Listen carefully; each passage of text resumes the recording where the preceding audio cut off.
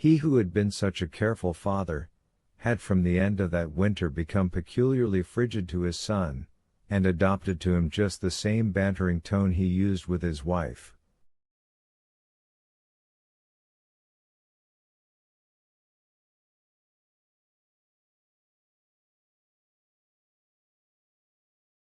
"Aha, young man!"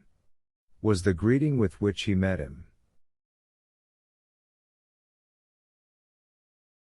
Alexey Alexandrovich asserted and believed that he had never in any previous year had so much official business as that year.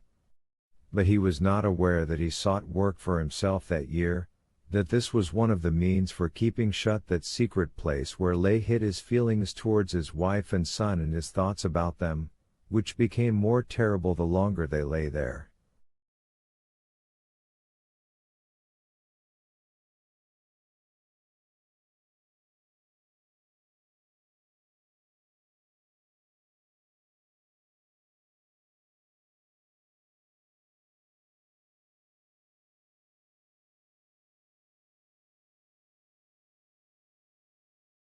If anyone had had the right to ask Alexey Alexandrovich what he thought of his wife's behavior, the mild and peaceable Alexey Alexandrovich would have made no answer, but he would have been greatly angered with any man who should question him on that subject.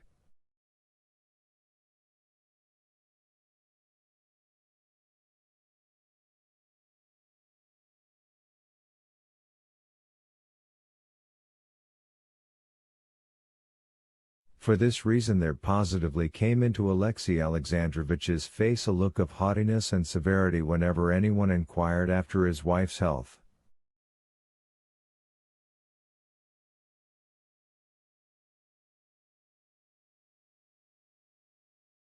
Alexey Alexandrovich did not want to think at all about his wife's behavior, and he actually succeeded in not thinking about it at all.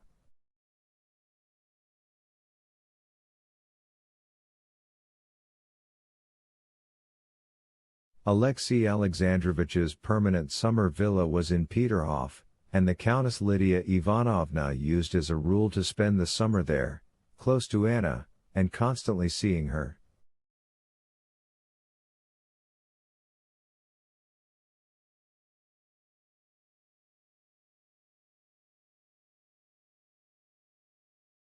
That year Countess Lydia Ivanovna declined to settle in Peterhof, was not once at Anna Arkadyevna's, and in conversation with Alexey Alexandrovich hinted at the unsuitability of Anna's close intimacy with Betsy and Vronsky.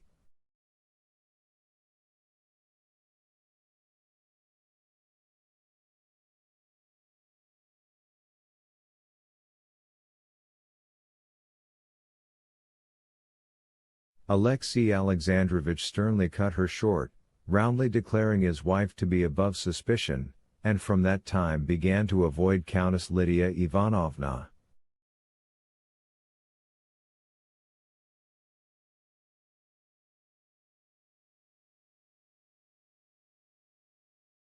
He did not want to see, and did not see, that many people in society cast dubious glances on his wife.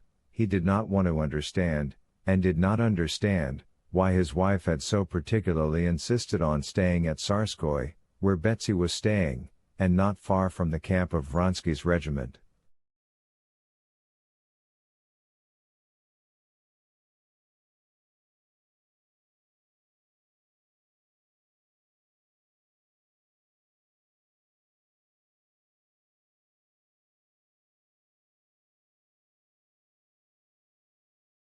He did not allow himself to think about it, and he did not think about it, but all the same, though he never admitted it to himself, and had no proofs, not even suspicious evidence, in the bottom of his heart he knew beyond all doubt that he was a deceived husband, and he was profoundly miserable about it.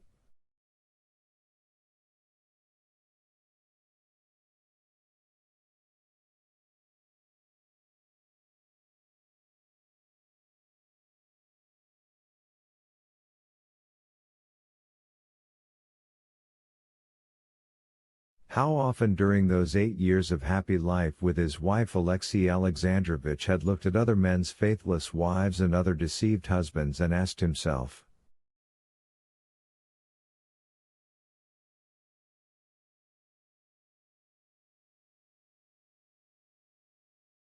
How can people descend to that?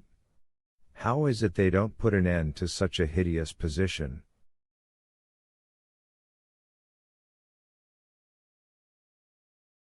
But now, when the misfortune had come upon himself, he was so far from thinking of putting an end to the position that he would not recognize it at all, would not recognize it just because it was too awful, too unnatural.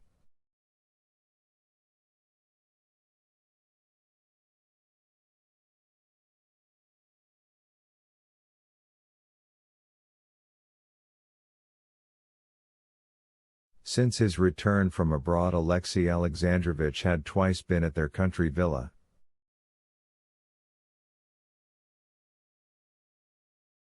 Once he dined there, another time he spent the evening there with a party of friends, but he had not once stayed the night there, as it had been his habit to do in previous years.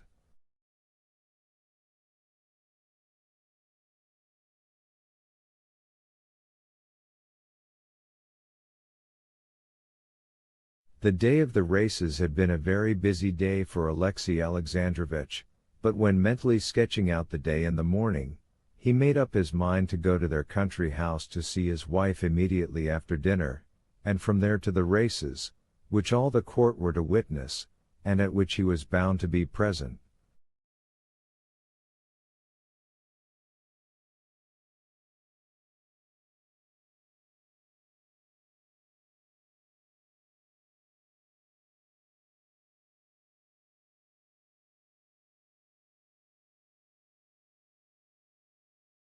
He was going to see his wife, because he had determined to see her once a week to keep up appearances.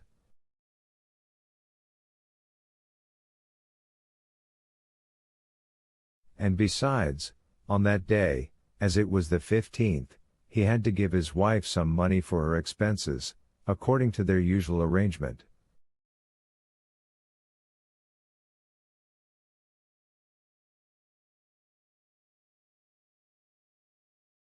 With his habitual control over his thoughts, though he thought all this about his wife, he did not let his thoughts stray further in regard to her.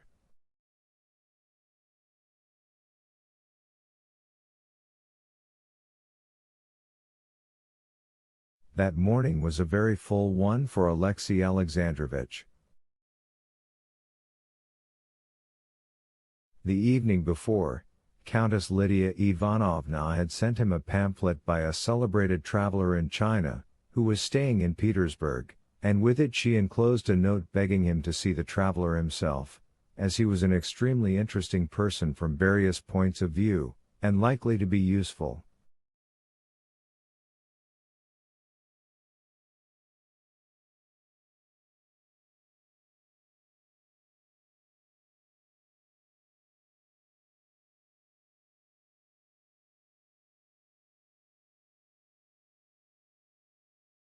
Alexey Alexandrovich had not had time to read the pamphlet through in the evening, and finished it in the morning.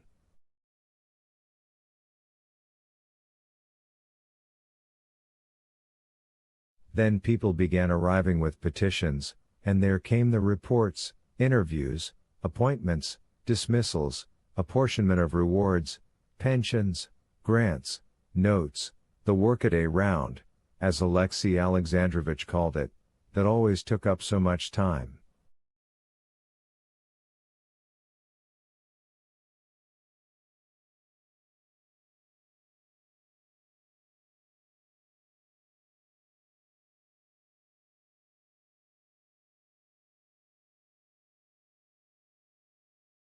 Then there was private business of his own, a visit from the doctor and the steward who managed his property.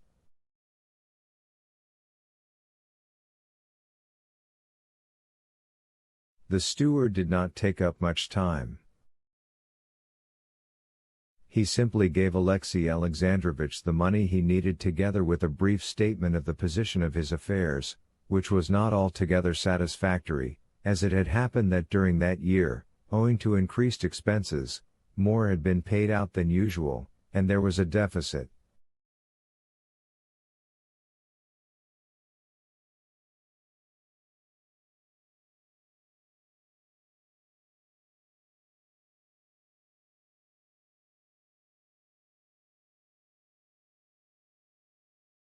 But the doctor, a celebrated Petersburg doctor, who was an intimate acquaintance of Alexei Alexandrovich, took up a great deal of time.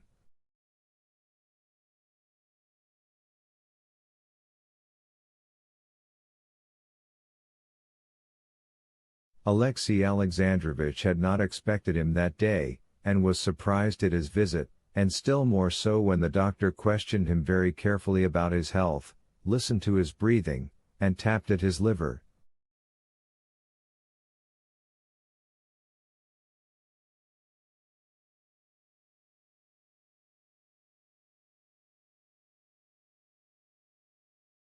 Alexei Alexandrovich did not know that his friend Lydia Ivanovna, noticing that he was not as well as usual that year, had begged the doctor to go and examine him.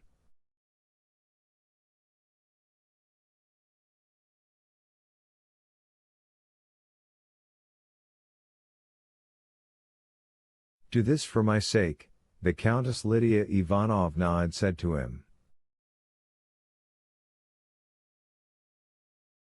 "I will do it for the sake of Russia, Countess," replied the doctor. "A priceless man," said the Countess Lydia Ivanovna. The doctor was extremely dissatisfied with Alexei Alexandrovich. He found the liver considerably enlarged, and the digestive powers weakened, while the course of mineral waters had been quite without effect.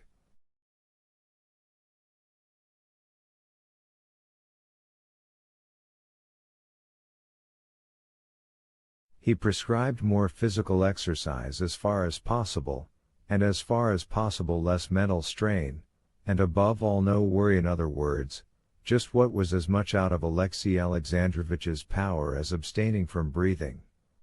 Then he withdrew, leaving in Alexei Alexandrovich an unpleasant sense that something was wrong with him, and that there was no chance of curing it.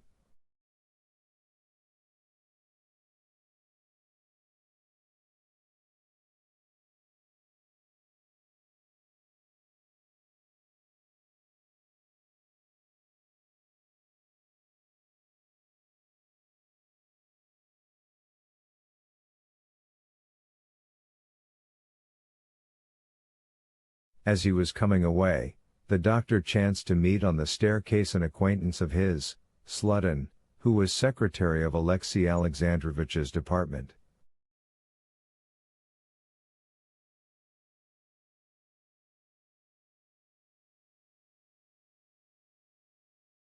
They had been comrades at the university, and though they rarely met, they thought highly of each other and were excellent friends, and so there was no one to whom the doctor would have given his opinion of a patient so freely as to Sludin.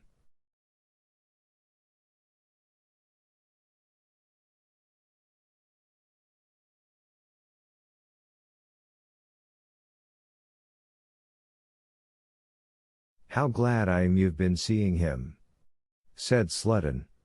"He's not well, and I fancy—"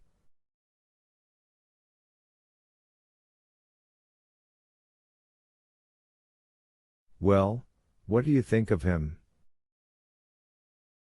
"I'll tell you," said the doctor, beckoning over Sludin's head to his coachman to bring the carriage round. "It's just this," said the doctor, taking a finger of his kid glove in his white hands and pulling it.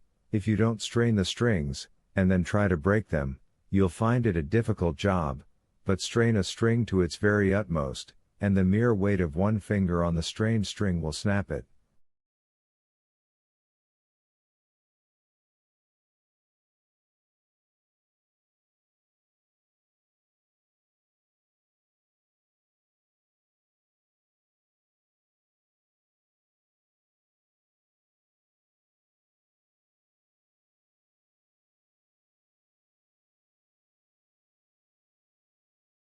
And with his close assiduity, his conscientious devotion to his work, he's strained to the utmost, and there's some outside burden weighing on him, and not a light one, concluded the doctor, raising his eyebrows significantly.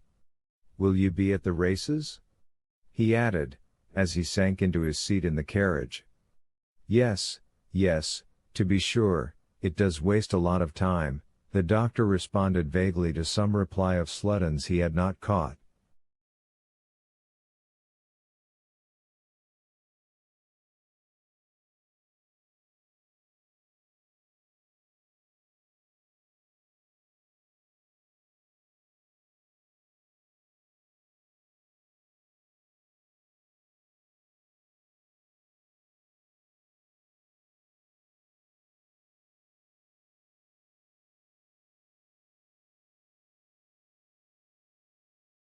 Directly after the doctor, who had taken up so much time, came the celebrated traveler, and Alexey Alexandrovitch, by means of the pamphlet he had only just finished reading and his previous acquaintance with the subject, impressed the traveler by the depth of his knowledge of the subject and the breadth and enlightenment of his view of it.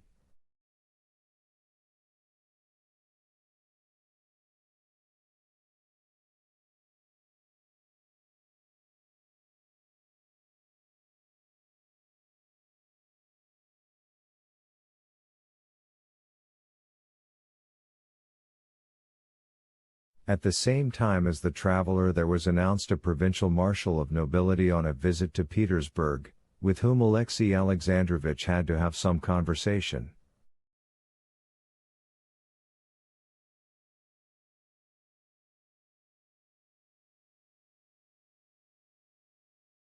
After his departure, he had to finish the daily routine of business with his secretary, and then he still had to drive round to call on a certain great personage on a matter of grave and serious import.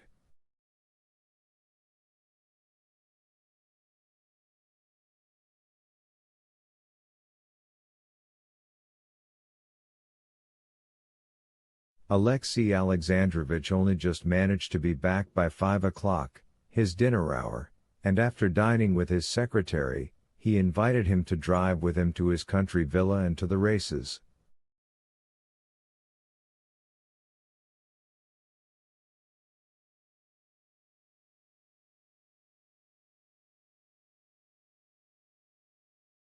Though he did not acknowledge it to himself, Alexey Alexandrovitch always tried nowadays to secure the presence of a third person in his interviews with his wife.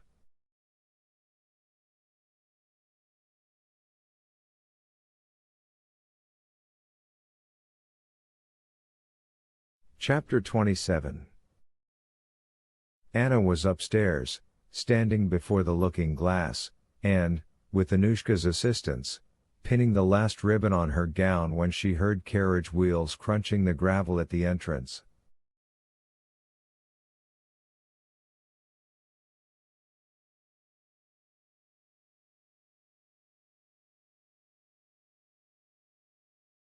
It's too early for Betsy, she thought, and glancing out of the window she caught sight of the carriage and the black hat of Alexey Alexandrovitch, and the ears that she knew so well sticking up each side of it.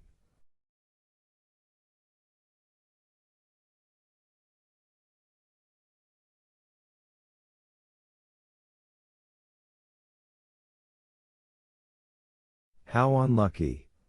Can he be going to stay the night?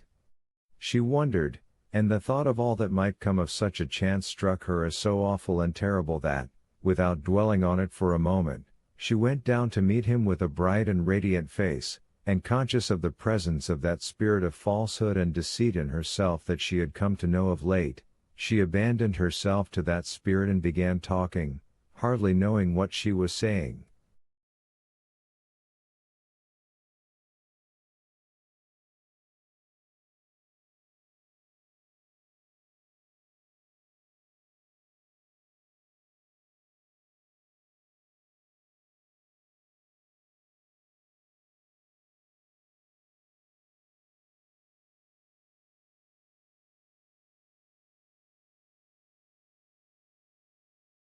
"Ah, how nice of you," she said, giving her husband her hand, and greeting Sludden, who was like one of the family, with a smile. "You're staying the night, I hope?" was the first word the spirit of falsehood prompted her to utter, "and now we'll go together."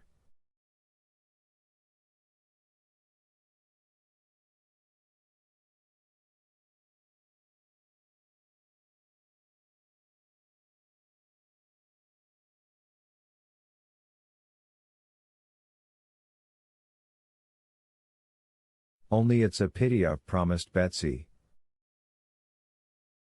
She's coming for me.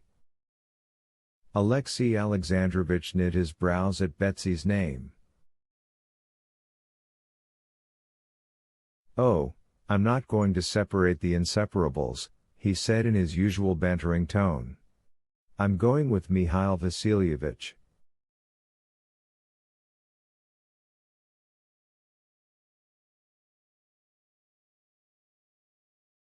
I'm ordered exercise by the doctors too. I'll walk, and fancy myself at the springs again. There's no hurry, said Anna. Would you like tea? She rang.